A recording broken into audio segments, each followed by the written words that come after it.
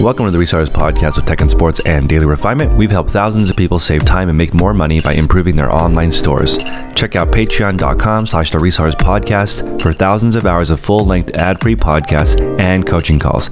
Join our Facebook group with thousands of sellers making the transition from hobby to business. See you in the show. What's up, everybody? Welcome to the Resellers podcast with tech and sports and daily refinement.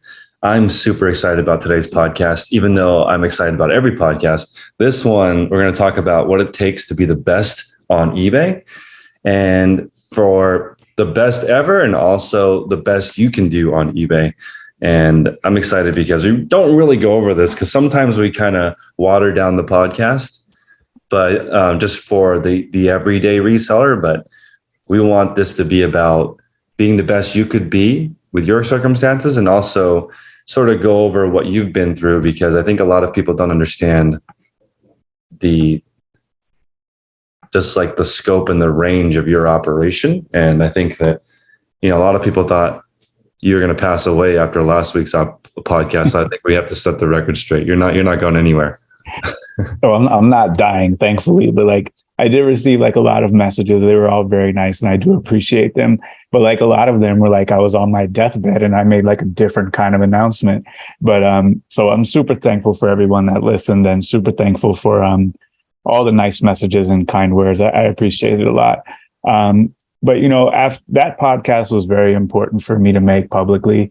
And I don't really share a lot about myself publicly on the YouTube. I do share a little bit more inside of the group.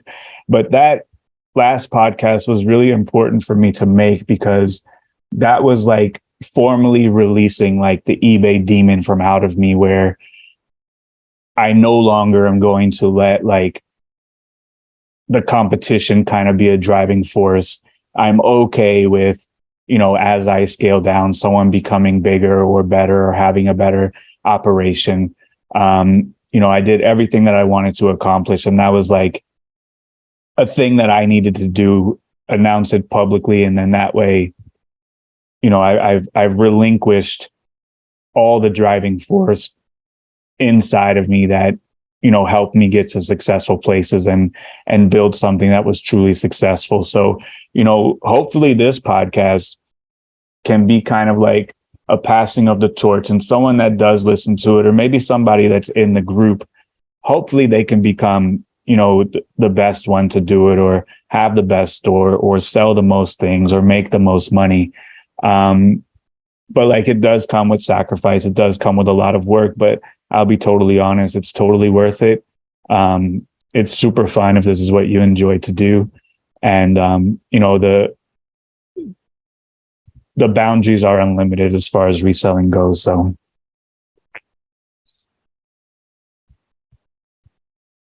Kim is mentioning that the thumbnail for last week's podcast was you walking into the light. I think it's just a different kind of metaphor. You're the one that came up with that thumbnail, by the way. Yeah, it was a play off of Mel's thumbnail where she showed me as a shadowy figure. Yep. So it was a play off of that thumbnail. And a lot of people thought it was clickbait and it was a troll. And then you come out with a video 2 days later that was totally clickbait and totally trolling, talking about after 6 years, you're going to, what was it?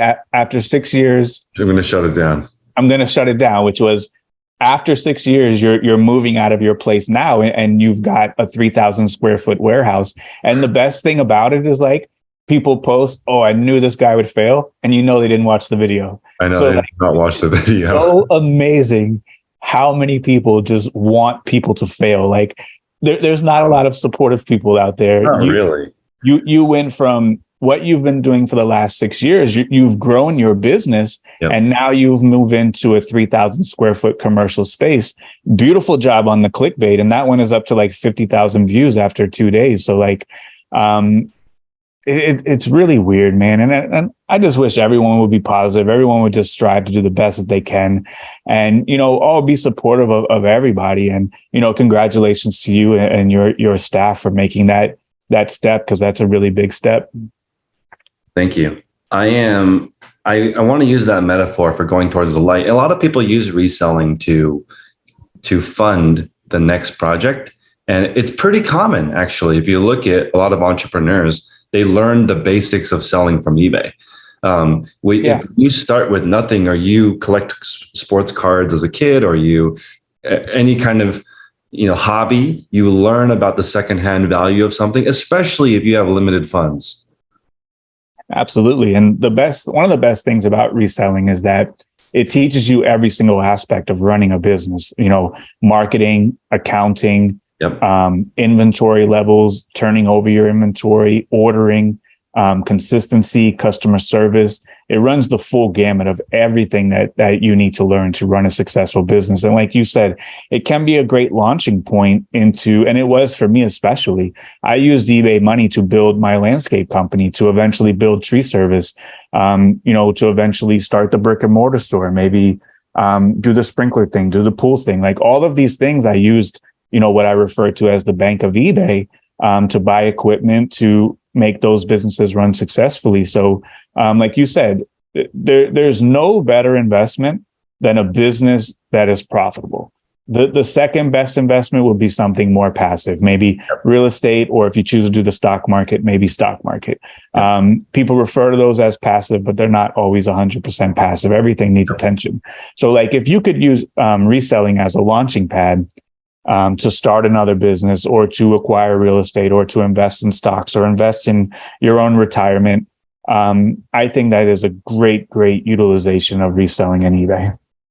Okay, so I want to jump straight into this be the best topic. So I am positive all the people who thrive and crush in every single platform and everything, not just reselling, they understand the rules and the basics better than anyone. So as an example, I've met a lot of successful eBayers and resellers in my life that when they go sourcing, they know the profit of pretty much everything they're looking for before they even buy the item. They know what could go wrong. They know how to store it. They know how to photograph it. They know this is $10 profit. This is $12 profit. This I would lose money before they even buy the item.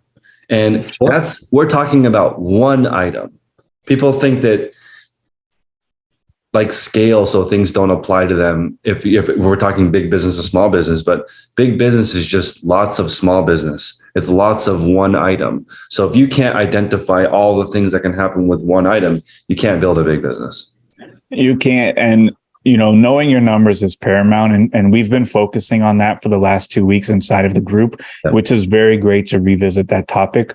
But if you don't know your numbers on a small level, not knowing your numbers on a larger level, or making a mistake, can absolutely cripple your business. Because as you grow larger, most time the margins begin to shrink.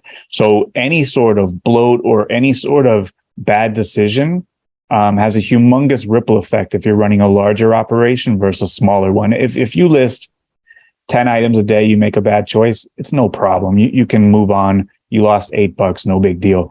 If you're listing thousands of items and maybe you move, if you move into a warehouse too soon and you can't afford it, that's a huge problem. If you hire staff and you can't recoup that cost, that's a huge problem. If you go out and buy 10,000 items and they flop, that's a humongous problem. Like there's a lot of things on the large scale where everything has to go exactly right. Otherwise, you can sink your battleship and really mess up everything that you've worked so hard to do to get there. Absolutely. In the morning call today, we were talking about thrift route, and your thrift route, I thought it was 49 different stops, where you're saying, you texted me back, it was 55 different spots. At the peak. Yeah. At the peak, it was 50. It wasn't 55 different thrifts, but it was 55 different stops. I see. So it was roughly like 35 to 40 stores, but some stores that were high velocity, I would hit twice. And there was a couple that I would hit 3 times a week.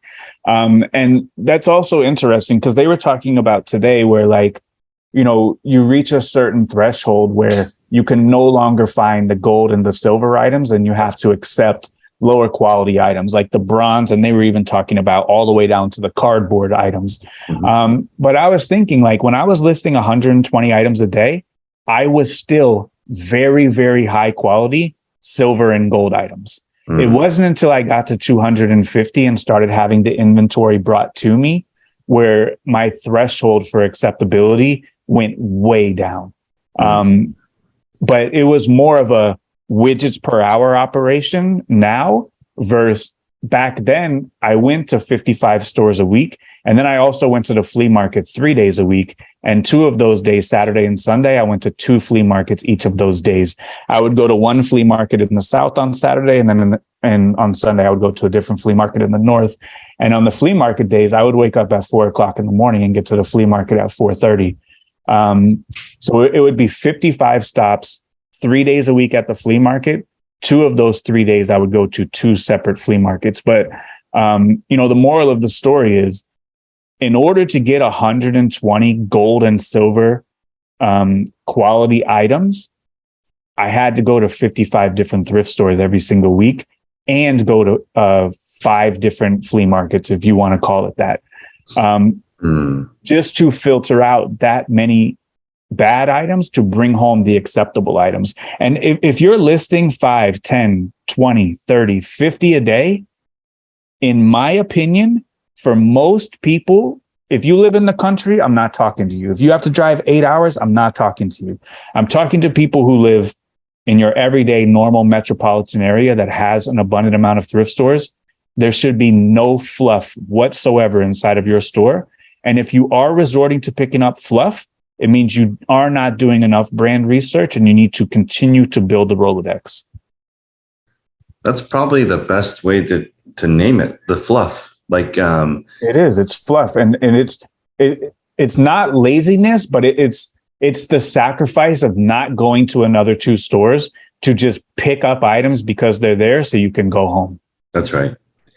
I think that is the easiest thing to get lazy on, because you see something that's like, maybe it is profitable. Yeah. But doesn't meet your threshold or an ideal, or it's just super commons, but it might make you a couple bucks and you want to go home, then you pick it up. So when I was doing 120, I was very disciplined on picking up those silver and gold items. But if there was a day where I was coming up dry for a lot of stores, my threshold dropped. Yeah. Like, I was picking up stuff that normally I would pass on. Because you can't go to 5 stores and come home with nothing. Yeah. And that was a trap that I used to fall in from time to time. But I tried to be as disciplined as possible to stay at those silver and gold items. And for me, my definition of that, when I was doing it for my business, and everybody's definition is going to be different, was items that sold for $30 and sold through within 90 days. That to me was your silver item. The gold was anything worth more than $30 that sold through in 90 days. So if I found a $50 jacket or a $100 jacket, number one, first and foremost, is sell through. And then second is price. That's how I always looked at it. But like I said, like if I went to the flea market and I was striking out, I do know I lowered the threshold, and that's not what we want to do. We want to stay disciplined. It's good to have a little bit of a queue at home, so you're not forcing your hand on making a buy. But there's a difference between a queue and a death pile. A death pile doesn't get worked on. A queue is in the rotation. It's constantly moving, and you're working on it. But I just wanted to throw that out there. That does happen, but we have to remain disciplined. So this morning we were talking about how to actionably increase your ASP, because your average sale price, it usually goes down because you start picking up all gold items. Then gold items are gone, now silver. So you have to start high. If your gold item is only $5 profit and it's only down from there, you're in big trouble.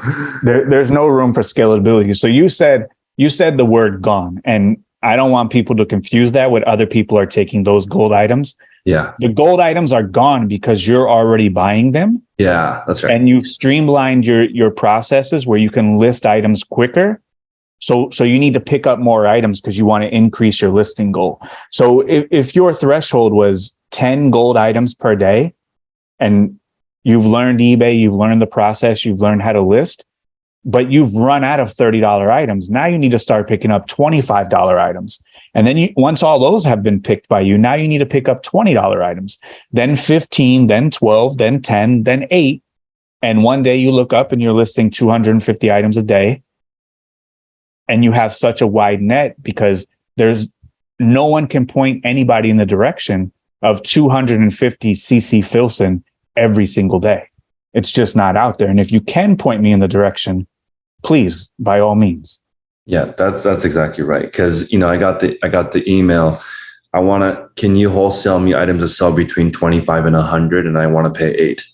I mean, that sounds great, but that doesn't exist. It doesn't work. Right. Or, these guys who have brick and mortar stores that are similar to mine, sell me all your Tupac shirts for the cheap. Yeah. Sure. Absolutely. Like, sell you the items that are going to sell. Or like, Yeah. I ask people, what are you looking for? Carhartt, workwear, Harley, and wrap tees. Everybody else is too. Oh yeah. And I want them cheap. Everyone else wants those too. And I want them cheap. That's and right. I only want size large and extra large. That's it. No medium wrap tees. I don't want those. So like, there comes a time where like, you can't just go for the size 32 to 36 Carhartt double knee, and you might have to get a size 29. Yep. It will sell, but maybe on average, it's going to take longer to sell than a 34-30 double knee Carhartt that's priced under market. Yep. So Tommy's asking, how do these numbers line up if you're primarily sourcing at the bins? Okay. So the first part is we now recognize that there's gold medal stuff, which is the best stuff you can find in your area. And if you want to increase your ASP, there's only a couple of ways you can do it. You can either increase your geographical reach, drive a little further in one direction to find the right spot, or you could pull more items out of the same geographical area. And you can only do that if you go to the stores more often, or you have more stores within that. But that's why we came to the discussion of how many stores you were going to. And I asked everyone, how many stores are on your route? And I'm making a list mentally right now of all of them. And I want to see, if I go to all these places, am I just going to run in the deals because that's how math works? Or am I going to blank at 30 in a row? I don't even think that's possible. If you go one day, you might blank 30 in a row. That's true. If you go for 10 weeks, you will not blank, and you will find the best of the best inventory. Yeah. So when I say, I went to 55 stores, again, every geographical location is different, but the way how we're set up here is that all the thrift stores are pretty much on the same four corners, wherever they're set up. It'll be Goodwill, across the street, it'll be Salvation Army. 2 blocks away, it'll be a family thrift, and across the street, it'll be another thrift. So like, in order for me to do my routes, I had to go to like those clusters of thrift stores. And it would not be possible if it was 20 or 45 minutes between every single store. So luckily down here, they're kind of all in clusters.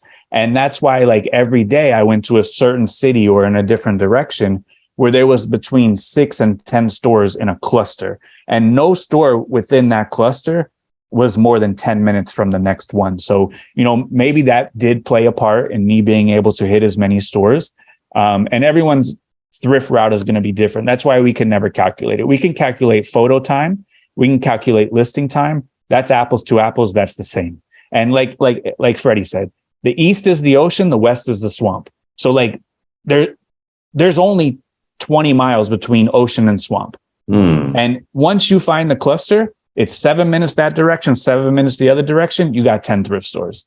So maybe that did play to my advantage. However, there's different advantages to every single geographical location. So that isn't the sole reason for the success. The success is I went 10 weeks. I didn't go once. And you guys were talking about this morning how, so maybe people, they got the hookup, maybe they know the manager, maybe this, maybe that. And then people were talking about, well, how do you get in good with the thrift? How do you get in good with the manager? And the conversation moved to, you have to spend a lot of money and you have to, make a lot of deals. But I argue against that.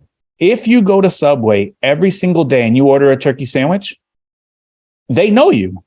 Yeah. And you spent $5. The name of the game is going there. It's not about how much money you make or how much money you spend at the thrift. Just going there over and over and over again will open you up to the conversation. And if a manager knows you and knows you come every day, they might say, hey, I just put out a bunch of jerseys, go check them out. But it's not about how much money you spent. because I can go to Subway every single day and spend $5 and they'll greet me by name and have my order already beginning before I even ask them. So it's about showing up, not about how much money you spent. Bro, I feel like you haven't been to Subway in a long time. I think it's like $9. I think it's $7, right? Yeah. No, but Subway, I went to Subway every single day during my lawn days because we would always stop there and get. So yeah, I'm dating myself on the Subway $5 footlong. But I love it because that's true. It's not about, because you actually look like an ass if you go there and spend $2,000 and you've never been there.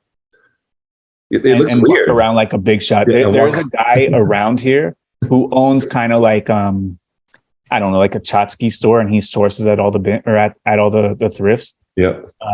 Hopefully he doesn't listen to this because we're like real close to the cutoff portion. But I used to be on the racks minding my own business, and he used to come in and go, "What do you have for me today? What's in the back? What do we got?" Like yelling all over the whole store like a total big shot. And like when he left, the employees were like, "I hate that guy." But like, I just mind my business, get my stuff, and move on to the next store. Yeah. And I guess Michelle reminded me that I thought you had all these crazy hookups. When I first saw your thrift store pictures and all the bags, I'm like, is this guy just driving to the back room at every single store? And then you told me that you move in silence. And I'm like, what? The reason why I never went the route of like the hookup route or making the relationship with the manager is because down here, you'll go to a store and next week they got a new manager. Yeah. And the week after that, they have another new manager. And it's like people spend all this time and invest all this time on like trying to get in with the manager. And next week they're at a different store. And like, it never made sense to me to like work the manager or like try to grind them down or like try to get stuff in the back room when in 2 or 3 weeks, they're going to be working in a totally different Goodwill. So I just went there, got the stuff on the racks, developed the Rolodex so I didn't pass over anything that was profitable, and went on to the next store. And when you're going to 8 stores a day, you don't have time to sit there and BS with the workers for 30 minutes at every single store and small talk. You have time to get the stuff, prep it when you're standing in the line, cash out, and go to the next store. I don't have time to talk to people and try to get stuff for free. I'd just rather buy it and go to the next store. You know what's interesting? You're not there to socialize, but that doesn't mean that you're impolite or you're not courteous or you're not saying how's it going. That's different than That's different than trying to rub elbows to get something that's beneficial to you. Yeah. We know what we're talking about. The people that are only nice for their benefit.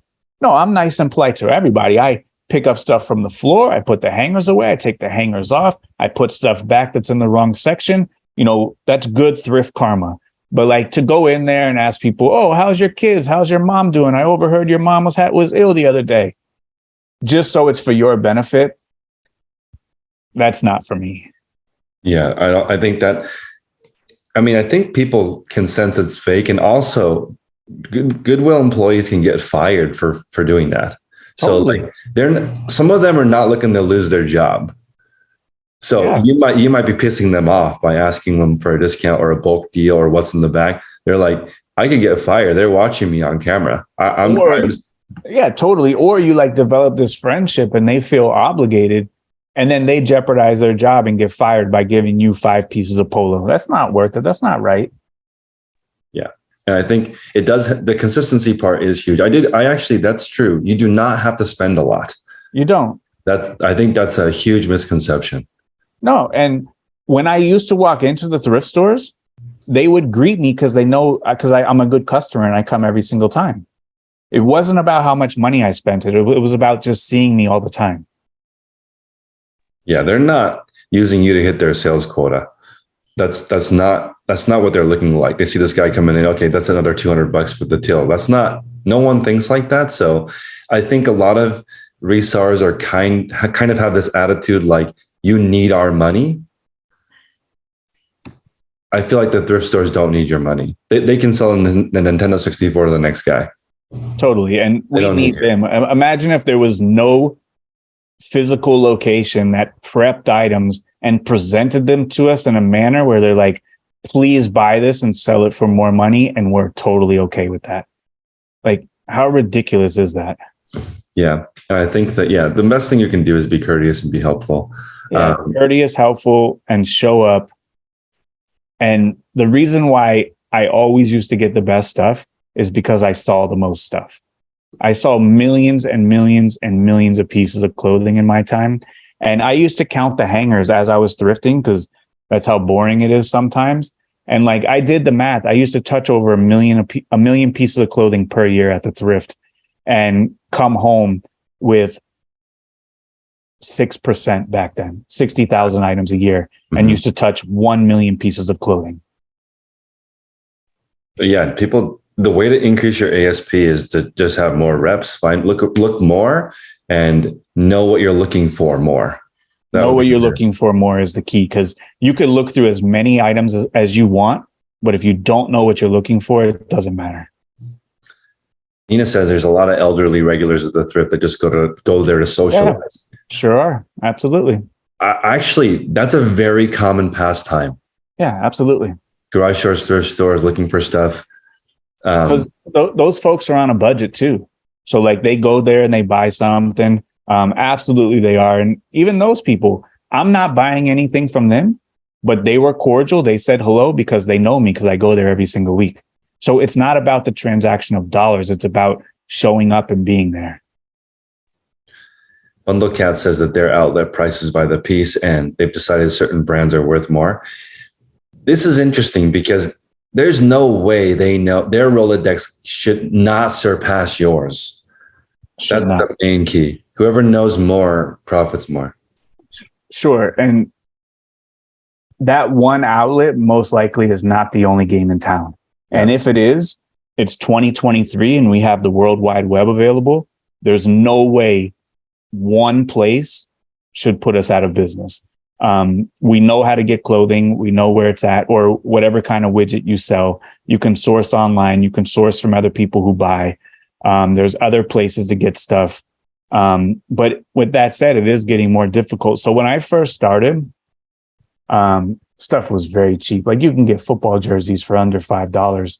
Now it's not uncommon to see them for $20 at the thrift. So like the time has changed. And now it kind of goes like this. Stuff comes into the thrift. The employees know what to look for. Whatever they miss, they put on the racks. There's way more thrifters than there was previously, and every day there's more. What gets missed on the racks goes to the bins. There's way more shoppers at the bins because it's way more popular, especially on TikTok. If it gets missed at the bins, it goes to the rag house. Rag houses are way more popular now. And there's people looking at the rag house, and then it gets shipped to a port city like Miami or Los Angeles, where there's more people at the rag house, and then it goes overseas. But with that said, employees looking, more thrifters, more people at the bins, more people at the rag houses. With all of that said, I am getting more clothing every single day than I've ever had the opportunity to get. I know. That's insane. The fact that when you started, it was a more limited market, but now people are now buying secondhand as a trend. So it's become huge. And it's only going up. So the secondhand market, the vintage market, the pre-owned market is going to outpace any kind of clothing we can collectively list on eBay. Also in that cycle, sometimes it goes to another country and then back here. Absolutely. Absolutely does. So that's pretty amazing, the cycle, and just how many opportunities it is to find the great item. And there are great items that make it all the way through the cycle and don't get found.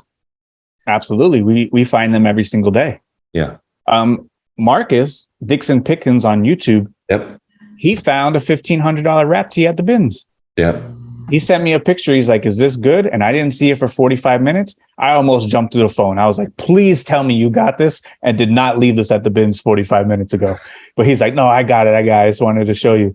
So yeah, he found a $1,500 shirt at the bins that he said someone threw back. Yep.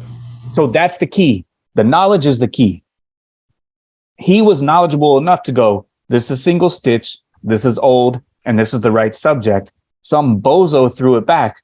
I'm going to pick it up and sell it for $1,000. That's the key. You found an Indian head sweater Yep. probably on the floor in the mud Yep. at the Oakland flea market, that went through the racks, that went through the rag house, Yep. and that got wholesaled out to your supplier, and none of those people along the way, including your supplier, knew what it was.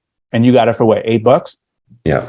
That's why knowledge is the power. Knowledge is the power in this game. So, okay, let's talk about people who look through a lot of clothing but don't find anything. What are they doing wrong? Is it just they haven't taken the time to look up each piece? Because, okay, you left behind 940,000 pieces of clothing, but you eliminated those 940,000 pieces of clothing pretty quickly. So I think that you look through 100 items, it might only take you a couple minutes. Is it from when you first started, you had to look up every single one? Because that kind of is how, in the beginning, you might think George is valuable. You have no idea. Sure. That comes with doing the research. And back then, that came with, I had a feel of like, oh, I think this is cool. And if I think this is cool, I think someone else will think it's cool. So I would pick something up because eBay didn't have all these tools back then. So I would pick something up, list it, and it sold.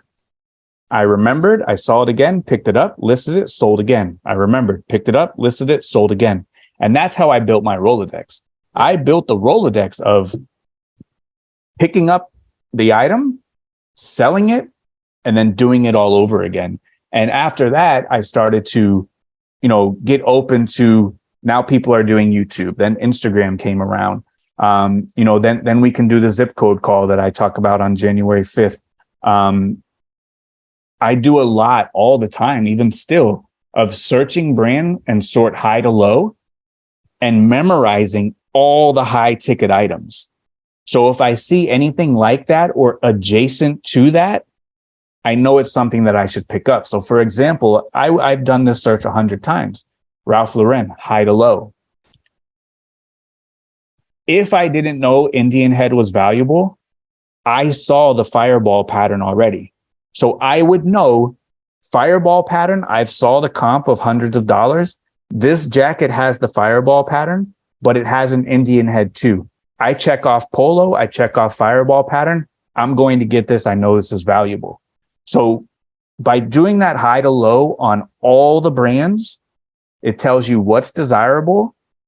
And then you can kind of connect the dots if you see other things, because you've already looked at similar items that sold for high dollars. You do that, and then you do the zip code call, and you do that over and over and over again and commit those to memory. You go on Instagram and you see people sell stuff for $1,000, $500, $300. You commit those to memory. Drew Heifetz, he's in the group. He sold a Patagonia DAS parka. DAS means dead airspace, in less than 10 minutes for $1,500. Why did he sell that? Because it's highly desirable. It's purple. It's from 1993. He made a post. That should be on everybody's Bolo list. And if you read it and forgot about it, shame on you. Leave it for me. I'll pick it up. So Wayne is asking if this is just a clothing call. I mean, it applies to every category. If you're looking at equipment and you learn made in Germany is something that's desirable, you learn Absolutely. Stainless steel is something people look for. You learn like this is heavier than something else that I've picked up before. Maybe it's worth looking up. And the part that's interesting is that know nothing about it, buy it, then go home and research it. You can research it there.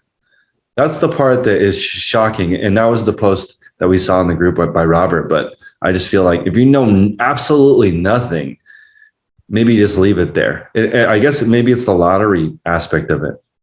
It may be, but like, I think I can honestly sit here and say I never made that purchase. I've never one time purchased something that I had no idea what it was, and I'm going to research it later. Never. Yeah. I'd rather pick up 100 Tommy Bahamas that are going to sell for $9.99 than one item I have no idea what it is and do all of that research.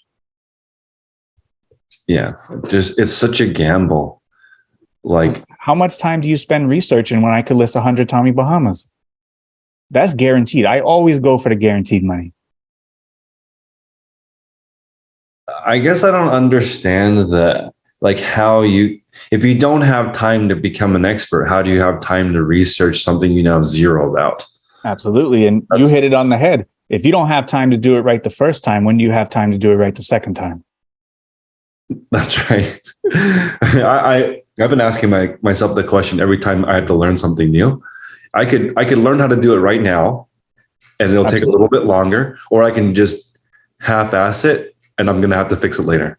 Right. And that's, I think people should think about that every time they're rushing and they do something half-assed. Just take, and most times it's 30 seconds.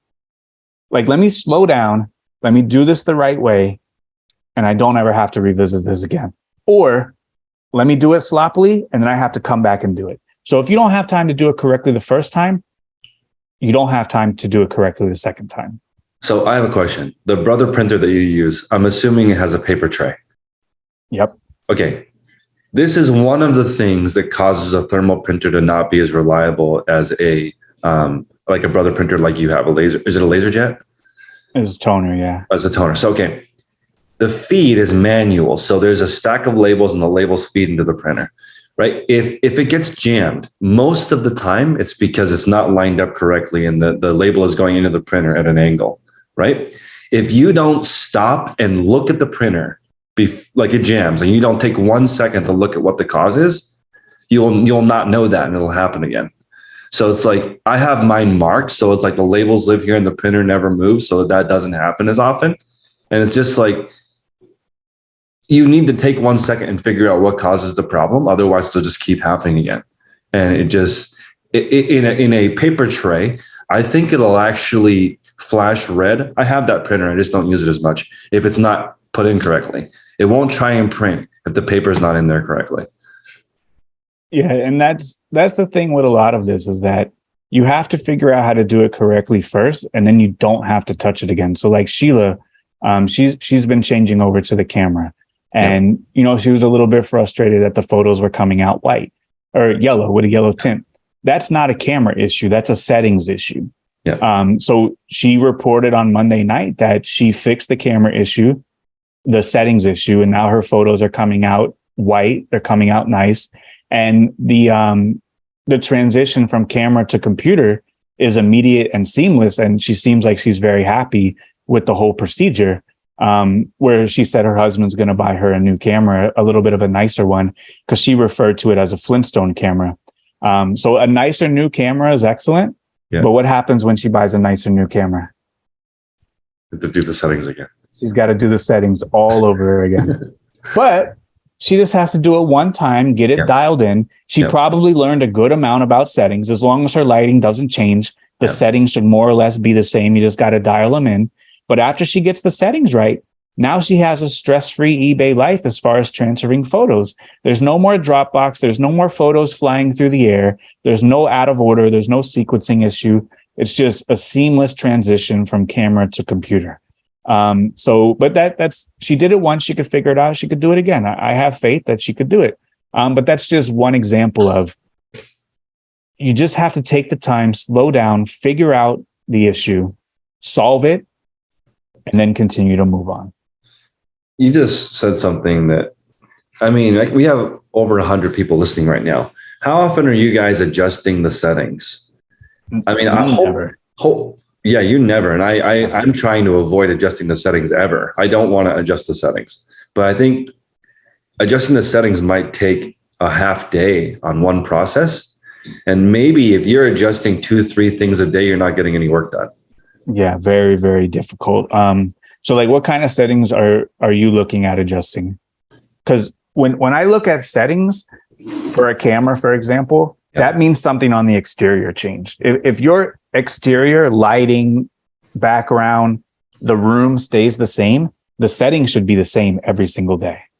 Yeah. I guess it would just be supplies. When do we reorder supplies? When you're doing for example, now that there's natural light where it changes throughout the day. I actually don't have a process for that because the lighting looks different in the morning and in the evening. So I need to go be working in a storage unit. The light was always the same. Right. And not only that, your lighting is going to change based on the season too.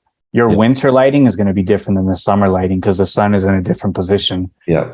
But you can fix all of that, or you can move your photo station into a place where it's not so much affected by the natural lighting. Yeah. But you saw, I knew the answer to that, and I already knew seasonality is going to play an issue in that because I've already dealt with that. You remember when I first met you, I used natural lighting because that's all I had. Yeah. So I was my literal carpet on the floor in front of my window, and I had to deal with changes in seasonality. I also had to deal with certain times of day. I had to make sure my photos were done because if the sun was down, the lighting's gone. I'm out of business. That, when I was doing the Resar Nirvana experiment, starting with just taking pictures outside, if you take pictures like at certain parts of the morning, they come out blue. At certain parts of the day, they come out yellow. And people forget you were photo manager at CVS. Oh yeah, I forgot about that too. Yeah. So maybe you know a little bit more about photos. Yeah, I was a Photoshop supervisor at CVS and Eckers. That goes back way far for people in the South. Eckers was bought by CVS, and I was photo lab supervisor. I was giving that designation, but more or less I was stocking shelves, but I was designated photo lab supervisor. So I was processing the film and also doing all the other work. And that's where I learned that the corporation will take one person and make them do two jobs. Yeah. I think as long as, I want to stick on this adjusting the settings part. This is the part that separates beginners from experts. Experts go through the time and figure out what every setting means, get to the settings that work the best for them, and then never change it. The opposite would be not doing manual and looking for automated settings, and then not understanding what any of the settings mean. And then when a change happens, you have no idea how to adjust. Because if your photo setup failed and you had to start over again in a new room, you would know what things to look for to set it up again. Okay, so why would someone who's more experienced dial in the settings and know where to stop? And a beginner is constantly looking for the next great thing, the next thing that's going to take them to the next level, the next tweak, the next setting change that's going to totally revolutionize their business. Where's the difference between this is where I need to be and this is what I'm happy with and I'm going to do this, and I don't have the confidence and I need to still continue to fix this? I know where. It's the exact production number. You've always had that since I've met you. I want to list 70 or 100 or 120 a day. If you don't have an exact production number, you don't know how the change affects you. Because if you were doing 20 a day and someone said, you know what, I want you to switch to a camera and give it a try for a full month. And then you tried it and the 20 a day now takes you less time. That's the new way to do it. If you don't know though, I think most people do not have a production number that they want each day. So they don't know if a change helps or not. They have no idea. They just want to try something new. They don't know if it actually affects their number because they don't know what that number is. If you know what your number is, then you know right away, because you know right away if something will work or not. I think that's because you know how long it takes to do your actual number. So when someone says, hey, what if you were to add a SKU system? You'd be like, adding that process would definitely take longer. So no.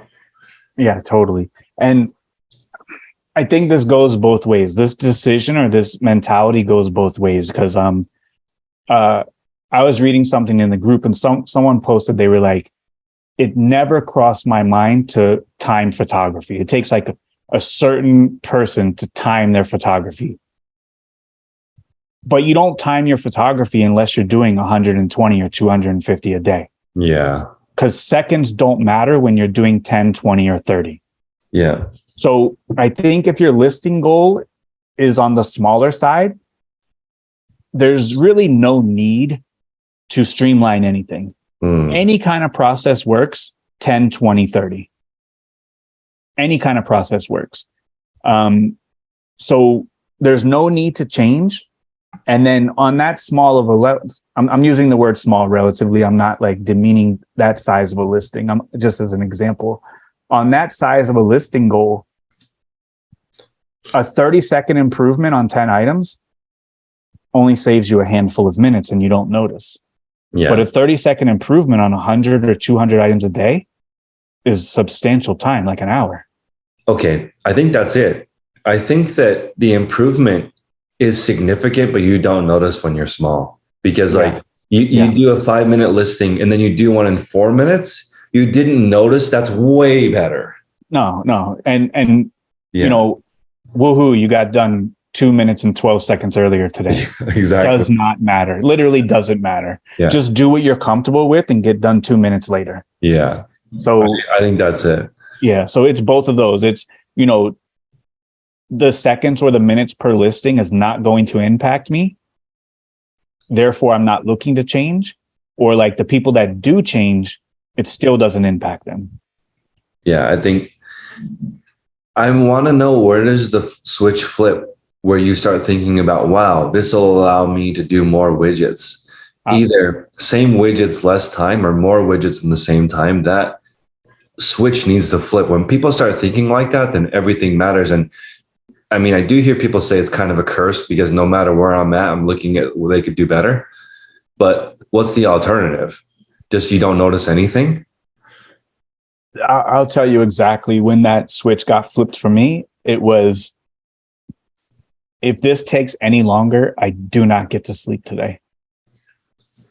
So when sleep is at like a time crunch, every single second, every single minute matters. And like Max said in the chat, like, how did you start to separate time for the thrift, especially when you were working on your other businesses? Yeah. And the honest answer to that is I slept 2 hours a day, 3 hours a day. And I still do that to this day. I've showed my Fitbit 100 times. I finish calls at 2:00 in the morning. My listings are growing up at 5 a.m. So like, it's amazing how much stuff you can fit into one day when you're getting after it for 20, 22 hours a day at high capacity, full focus.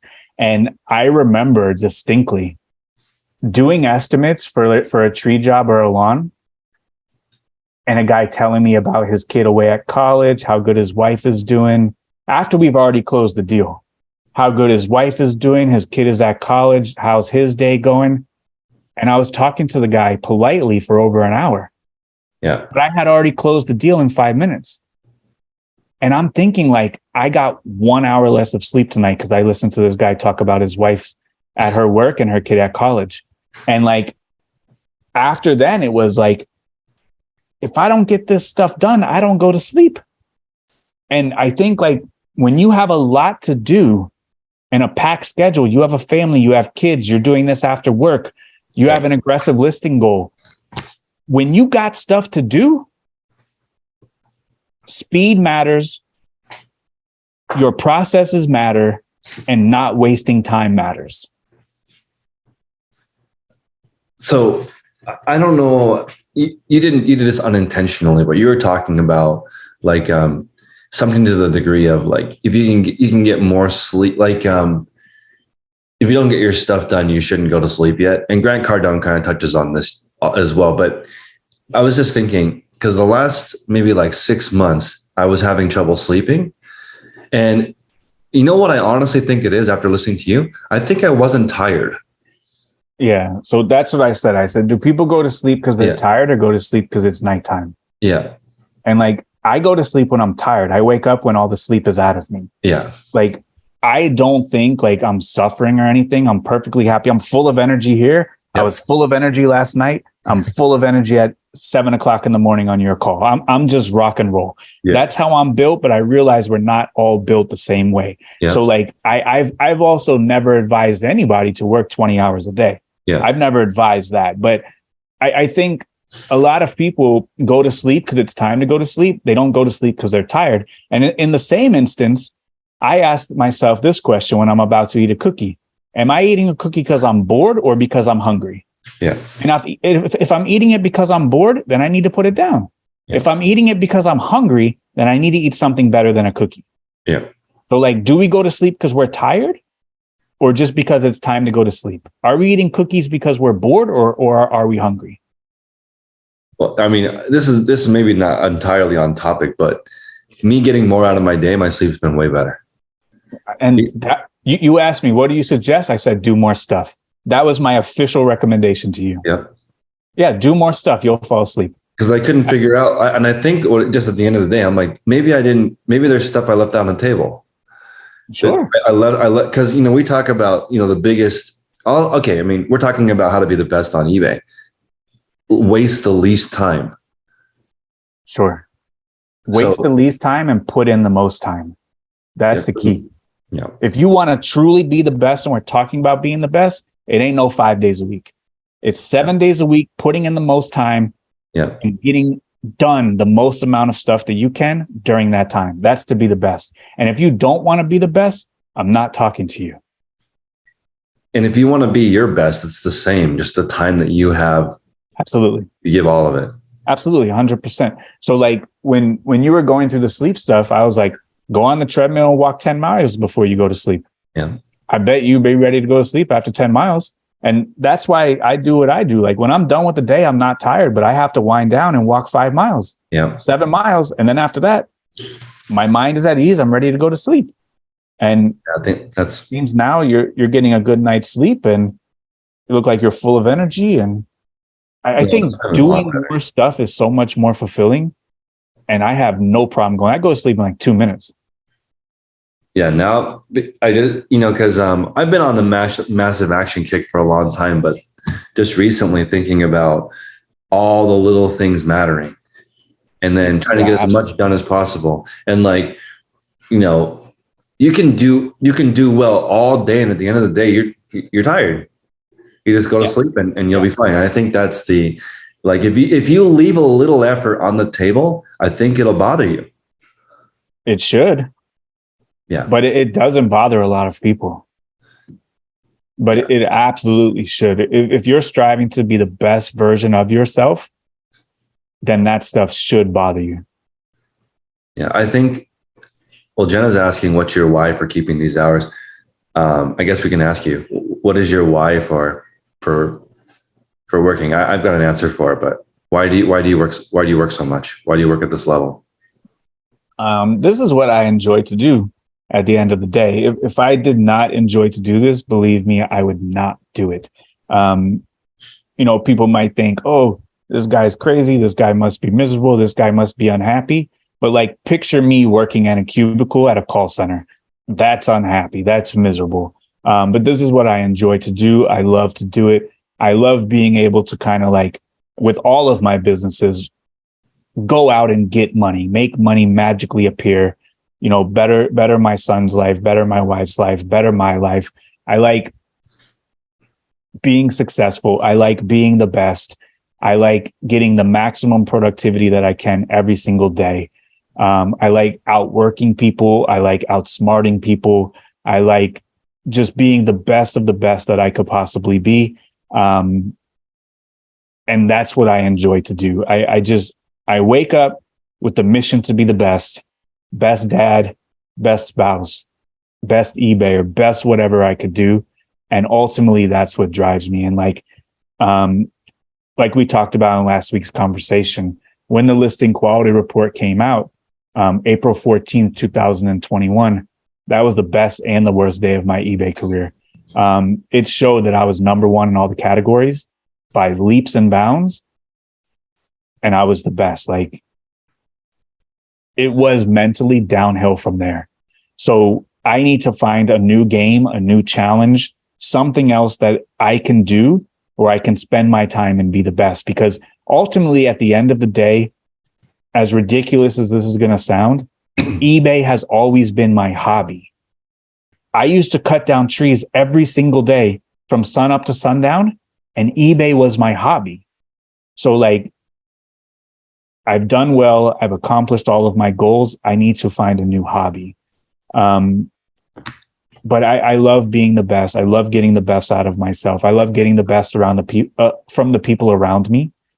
And when your goal every single day is to be the best version of you, it's a very, very easy goal because you don't stop for anything less than what you are truly capable of doing. So I've been listening a lot to Jim Rohn, and I want to just relay an idea. So like, why try to be the best on eBay? Why try to be your best? And he would say, why not? Why not be the best? Why Absolutely. not? Why not you? Why can't you have everything in the life Sure. in your life that you want? And then the final one is, why not now? Absolutely. Why do you have to wait? Sure. Just right now, you're listening to the podcast, or after the podcast ends, go adjust some settings to where you want to be, and then don't change it. That's Sure. like now I'm a little different. Before, I think when I first met you, I would just try things because they were new. Now I'm really thinking, does this change matter? Is it going to make it easier? Can I do more widgets per hour? Is it going to make me sleep better at night? What's the and I think the triple check, where did that even come from? Is that from the light switch? Everything is triple check. Like I triple check if my car is locked at night. I know it's locked. I still go check. I triple check if the door is locked. I triple check everything, because what's better than a double check? A triple check. And if you want to be the best, you do more and beyond what the best do. And being the best ends up being a lifestyle. If we had a sweep the floor competition, I will be the best. Yeah. If we're doing a podcast, I want the best podcast. If we're running a Facebook group, I want the best group. Mm-hmm. So like being a best becomes a lifestyle where anything under the best, mediocre or subpar, you are totally allergic to that. Isaiah was talking about taking photos in 1 minute. I'm allergic to anything over 40 seconds. Like when you are the best, it becomes a lifestyle, and everything has to be the best. And when you hold yourself up to that kind of bar and you are accountable to yourself on that level, mm-hmm. then you can expect those things from people around you. So like you and I, we have this group. My expectations are sky high. Mm-hmm. And in turn, those bring you up as well. Definitely. My wife knows my expectations are sky high. And if I don't do it, I will punish myself. I will live up to my own expectations. Yep. So if I have these high expectations, she will also have high expectations for herself. Yep. But like if you walk around and you don't care and things don't matter, that's a reflection on yourself. And that's going to be a reflection on your life and a reflection around the people around you. Yeah, I think, now when you mentioned how you treat the questions in the group, that really struck me, because you said you try to answer the question to the best of your ability. Yep. So with a quality answer to the best of my ability. Yeah. Somebody will ask a question. You could just give a generic answer, sure. But you're giving the best answer to the best of your ability. And I'm now thinking the same thing. Like somebody asks for help. You don't just say, go down the corner and turn right. If you were to say, hey, go down the corner at this landmark, turn right, you'll notice it as you're driving up to it. That's maybe the best answer you can give. And it's much more helpful to that person.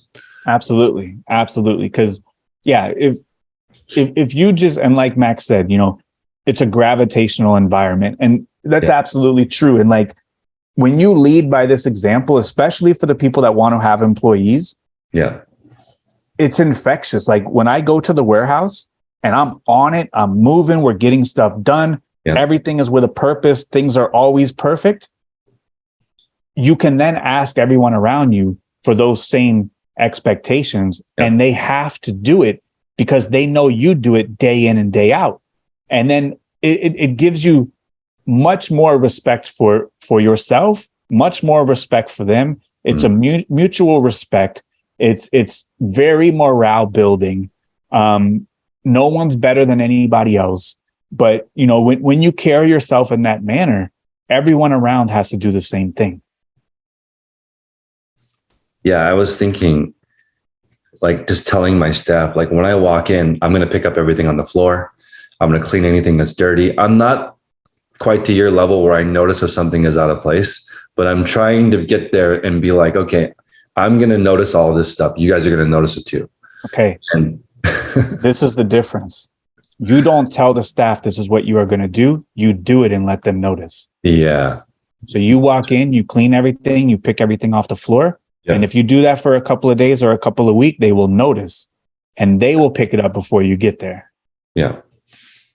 And that's morale building. And that's how you build an environment. And that's how you build an atmosphere. You can tell them fine. Yeah. But if you do it and show it, they will do it and they will show it also. And like people get into like this weird thing where like, that's an employee's job, and this is my job. But I don't subscribe or believe in any of that. Like, at the end of the day, I'm on the same position as all of my employees. When I go to the tree crew, if I have to jump in and fill in on a job, I don't take job in the shade. I don't take point direction and dictate people. I don't take that job. I take the lowest job, which is hauling the heaviest logs from the job to the truck. And whoever was the lowest worker, they get bumped up. Now maybe they're raking or maybe they're doing a different part of the process. Yeah. I never have took this position of above. And I learned this from when I first started the lawn crew. Across the street, the people also had a lawn crew. It was two guys. It was a guy named Tim and it was a guy named Dallas. Tim was the owner. He was the boss. It was always his job to work on the business, make phone calls, line up jobs, line up estimates. That guy never got out of the truck and helped his workers. That guy never did any jobs. That guy never pushed a rake. That guy never cut anything. He was above it. I am not above pushing a rake. I am not above being talked like I'm a dog by customers who then find out it's my company that has $1 million worth of equipment out front. I am not above that. And by not being above that, Tim and Dallas are still over there working across the street. Lower level have gone out of business 15 times.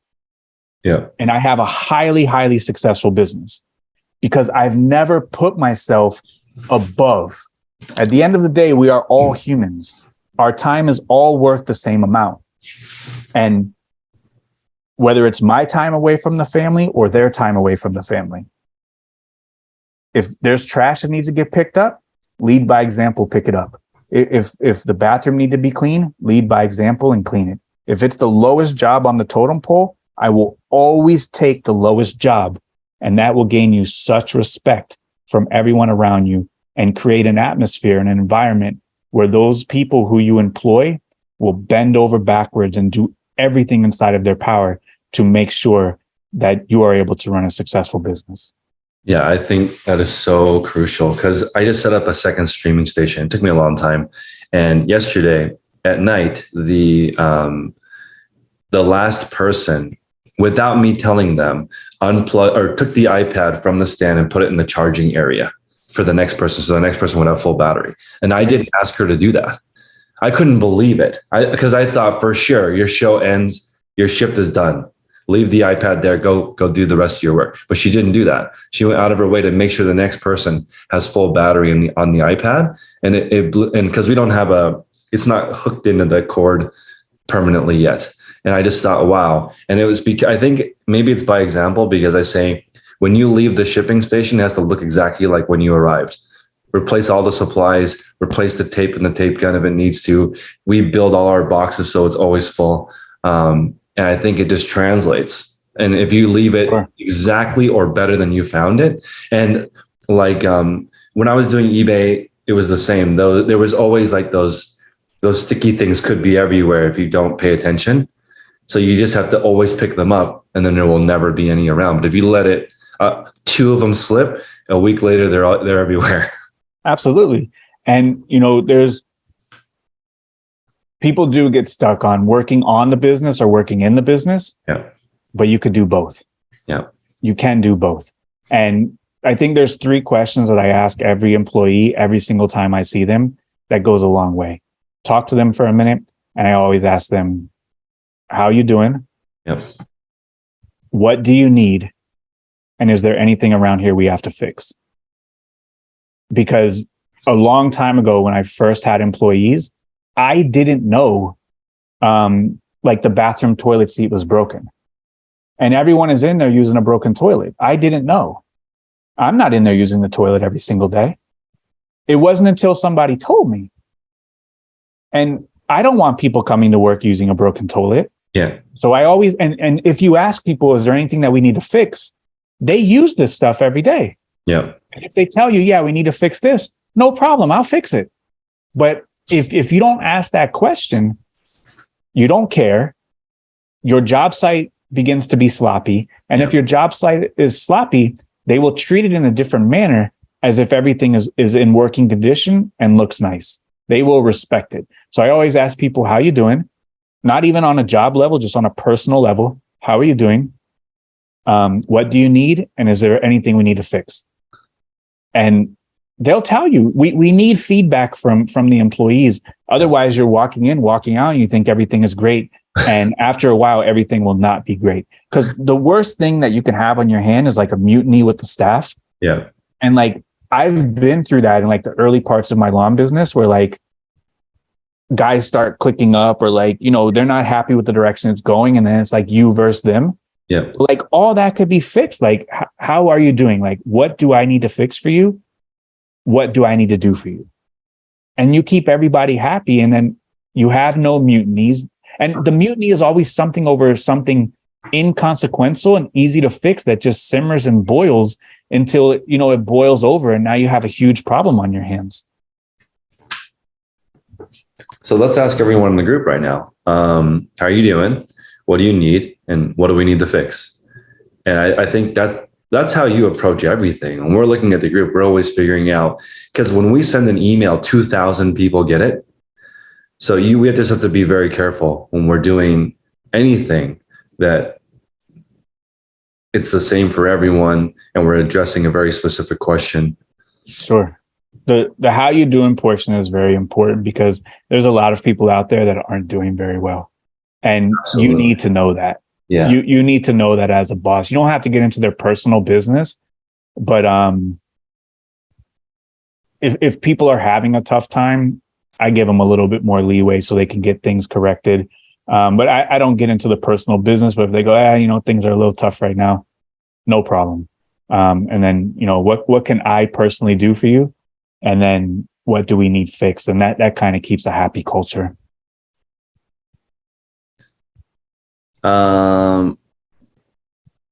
It's going to sound weird, but I mean, the things we talked about today and how to be the best reseller you can be are not all small things. They just add up when you compound them all together. Yeah, it's a lot of small things that are done right. A lot of small things done right is the key to really everything. You know, if you want to excel on the highest of the highest level, a lot of small things done right is the best way to go. So, okay, is there someone out there that wants to be the best on eBay?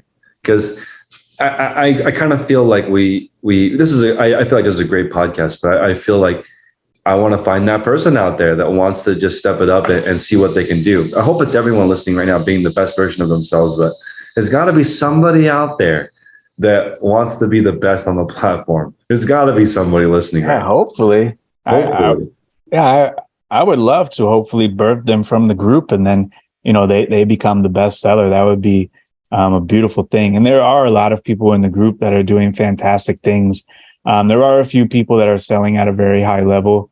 So hopefully, you know, someone is out there really willing to put in the work. You know, there are some sacrifices that need to be made. And there's always sacrifices that need to be made when you want to be the best. But those sacrifices are totally worth it, especially when it does come to building your business. So, you know, hopefully those people or that person, you know, gets to the level, and hopefully we get to talk to them. We can have them on the podcast, and we could talk to them. That would be very interesting. Caesar jumped in and said he wants to be the best. So we want to see it. Go in the group. Let us know what you're trying to be consistent at. And that the key to being the best is just being consistent. So we want to see what it is. And a lot of people have been asking recently how to get the most out of the group. And that would be to just show how you're improving your consistency. That's it. Just let us know what's going on. How are you adjusting the settings so you can produce the number of items you want each day? And it's so beneficial when people share what they're working on and how it actually affects them. What you're working on is great, but how it actually affects how your production works each day. Like you wanted to increase your ASP, so you decided you're going to go to 10 more stores a week, and then a month later, your ASP is higher. I mean, that is an insanely good post. That's the hard part, though. A lot of these improvements take 6 months to realize the improvement. Yeah. And it takes 6 months of no improvement, nothing tangible, to one day it clicks and there's a huge improvement. So unfortunately, that's part of life and that's part of business. But a lot of these improvements take a long time of doing them every single day without any sign until you finally reach that point where it starts to click and make sense.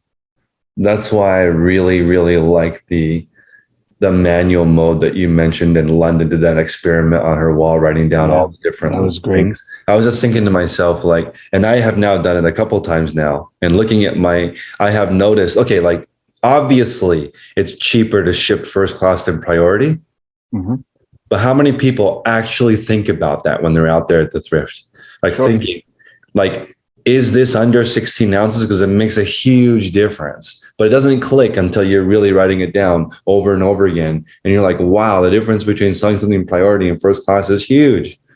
And you also had another realization when you wrote it down manually where something that sells for 22 versus something that sells for 11, you make more profit on the $11 item.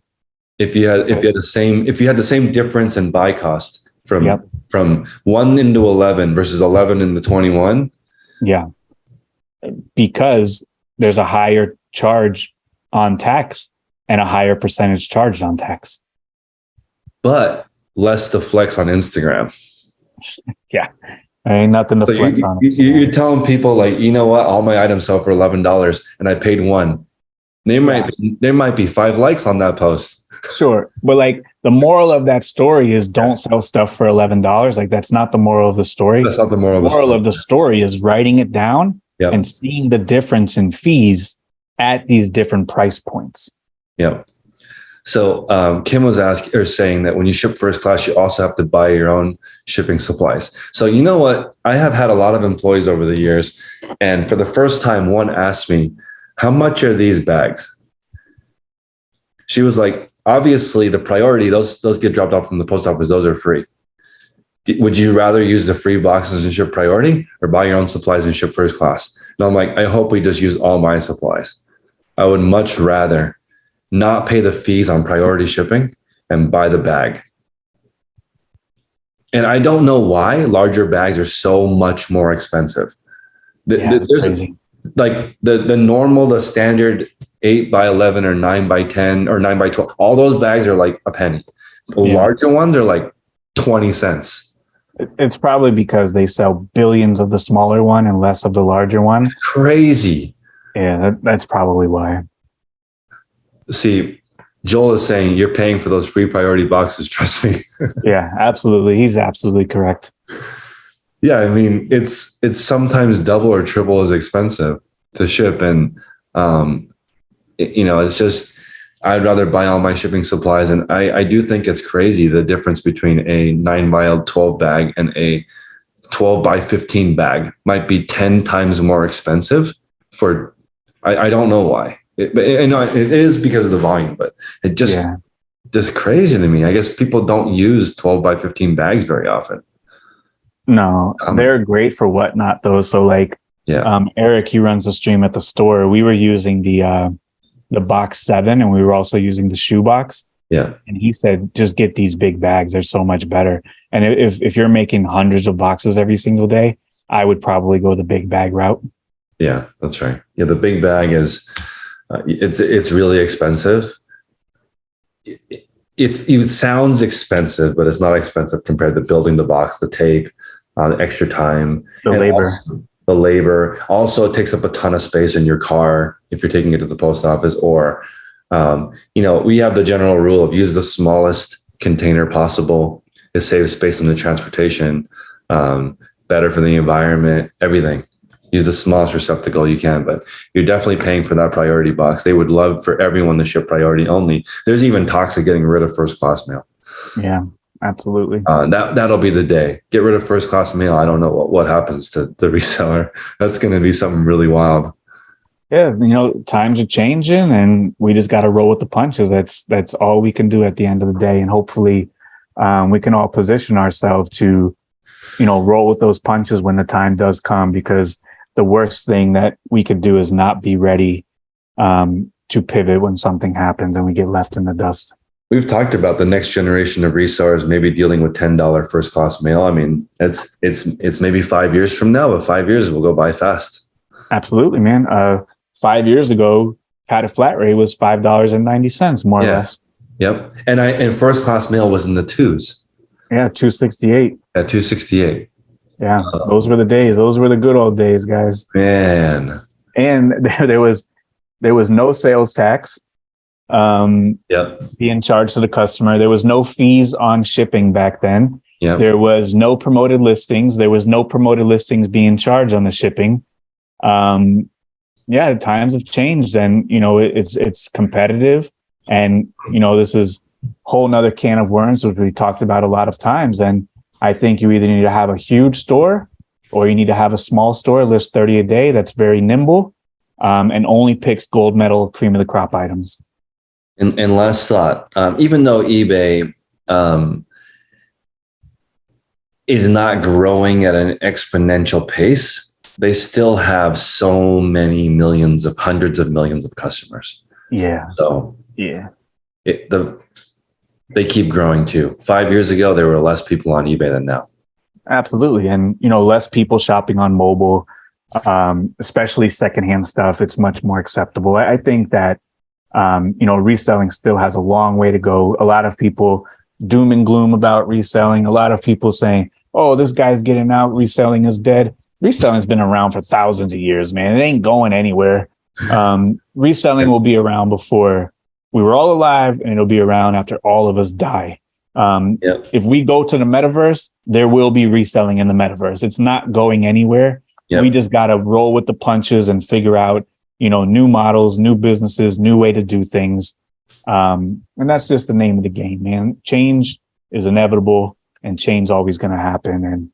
And there's always going to be opportunity. You just have to find it. Yeah, anytime something is sold new, somebody will want to buy it used for less. Sure, so absolutely. Or new for more because it's hard to get, or used for more because it's hard to get. Yeah, that's true. That's the name of the game. All right, guys, no matter what level you are at, trying to be your best is just doing all these small things correctly and accurately and seamlessly and repeating it. And the only way to learn about that is repetition. So we're going to record our secret podcast now for you guys. February is a strange month with 5 Wednesdays. So you guys will get a bonus. And maybe, there's a lot to talk about. Maybe we'll do 2 bonuses this month for you guys, but at least 1 bonus. It's weird. It's the shortest month and has the most bonuses. It's really wild. It's a very interesting month. And I'll say this. Don't let my last day on eBay. I still have the best store. Someone please overtake me before my last day. That would be embarrassing if I still have the best store and it's my last day. And also, guys, sometimes when you're doing your numbers for February, they look a little light. There's a couple less days. So we want to encourage you guys to keep track of your numbers. A couple podcasts ago, Tech went over recording his daily profit, and that was a really useful exercise for people. So when you do that, you will notice that February is a shorter month because 2 days are less. And when you notice things like that, then it lets you get up and go a little bit easier. Yeah, you don't panic. It all evens out. It's an average. It's all good. All right, guys. Everybody have a wonderful week. We'll see you next time. Tecker and I are going to record the secret podcast on no access to the 24-hour room for about an hour. Thank you for listening to the Resellers podcast with Tech and Sports and Daily Refinement. If you'd like to listen to the full episode, please check us out at patreon.com/the Resellers podcast for all information, all our full-length episodes, over thousands of hours of coaching, and our Facebook mentorship group, which is $35 per month, just about $1 a day to help you get to the next level. We appreciate you guys. See you next time.